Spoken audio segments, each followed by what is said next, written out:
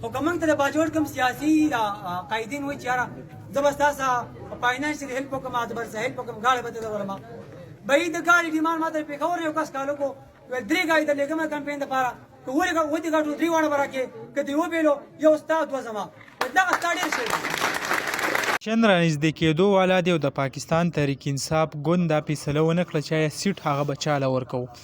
که ستاسو خیال وي پرون چې کومه جلسه شوې ده د ریحان زیب روډ چې کومه یو غونډه رابللې وه او هغه غونډه بیا په جلسه کې کنورټ شوه، یعنی دونه ډېر خلک راله چې د هغې نه واضح دا پته لګي چې کم خلک چې دی هغه د ریحان زیب په سایډ ولاړ دي، د هغې کم روډ چې دی د هغې په سایډ باندې ولاړ دي.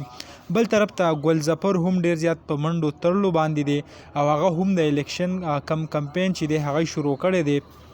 خو داسې په نظر راځي چې خلک ټول د مبارک زیب سره ولاړ دي. که مونږ فیسبوک یا یوټیوب یا نور داسې سوشل میډیا وګورو په هغې باندې هم د ریحان زیب برور مبارک زیب کم سپورټ چې دی ډېر زیات سیوا دی.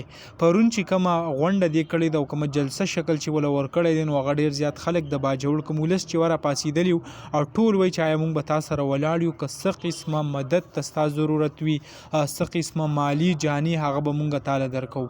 نو اوس ګورو چې آیا د پاکستان تحریک انصاف ګوند څه فیصله کوي په دې حقله باندې او دا کم سیټ چې دی هغه چاله ورکوي. په کار خو دا ده چې مبارک زیب له ټیکټ ورکړي ځکه ورور یې پکې قرباني شوی دی، ډېره غټه قرباني ورکړې ده. نو په کار خو هغسې دي خو هغه چې کومه قصه روانه ده هغه داسې بل طرف ته بس الله تعالی دې پکې خیر راپېښ کړي او الله تعالی دې هغه وکړي په څه کې چې زمونږ خیر وي. دغه ویډیو و دغه معلوماتو تاسو سره هم شریک کړه. انشاءالله بل ویډیو کې ملاویږو. الله حافظ.